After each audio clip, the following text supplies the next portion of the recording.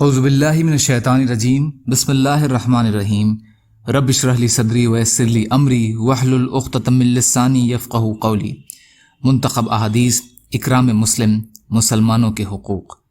حضرت ابن عباس رضی اللہ تعالی عنہ روایت کرتے ہیں کہ رسول اللہ صلی اللہ علیہ وسلم نے ارشاد فرمایا، جب کوئی مسلمان بندہ کسی مریض کی عیادت کرے اور 7 مرتبہ یہ دعا پڑھے، اسأل اللہ العظیم رب العرش العظیم ان یشفیک، اسأل اللہ العظیم رب العرش العظیم ان یشفیک، میں اللہ تعالیٰ سے سوال کرتا ہوں جو بڑے ہیں، عرش عظیم کے مالک ہیں، کہ وہ تم کو شفا دیں، تو اس کو ضرور شفا ہوگی، البتہ اگر اس کی موت کا وقت آ گیا ہو تو اور بات ہے۔ ترمذی۔ حضرت ابو ہریرہ رضی اللہ عنہ روایت کرتے ہیں کہ رسول اللہ صلی اللہ علیہ وسلم نے ارشاد فرمایا، جو شخص جنازہ میں حاضر ہوتا ہے اور نماز جنازہ کے پڑھے جانے تک جنازے کے ساتھ رہتا ہے تو اس کو 1 قیرات ثواب ملتا ہے، اور جو شخص جنازے میں حاضر ہوتا ہے اور دفن سے فراغت تک جنازے کے ساتھ رہتا ہے تو اس کو 2 قیرات کا ثواب ملتا ہے۔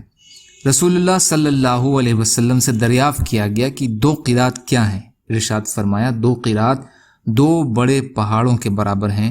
ایک اور روایت میں ہے کہ 2 پہاڑوں میں سے چھوٹا احد پہاڑ کی طرح ہے۔ مسلم شریف۔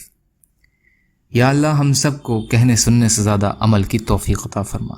یا اللہ جو مظلوم ہیں ان کی مدد فرما، جو بیمار ہیں انہیں صحت یاب کر دیجئے، جو قرض میں ہیں ان کے قرضوں کو ادا کروا دیجئے۔ یا اللہ آپ قادر مطلق ہیں، آپ کے لیے ہر چیز آسان ہے، ہمارے لیے بھی آسانیاں پیدا فرمائیے۔ یا اللہ اپنے حلال میں سے ہمیں دے دیجئے، یا اللہ اپنے حرام سے ہمیں بچائیے، یا اللہ اپنے غیر سے بے نیاز کر دیجئے۔ یا اللہ ہر خیر کی چیز میں برکت عطا فرمائیے، ہر شر کی چیز سے ہماری حفاظت فرمائیے۔ یا اللہ ہمارے دلوں کو تمام امراض سے پاک فرما دیجئے۔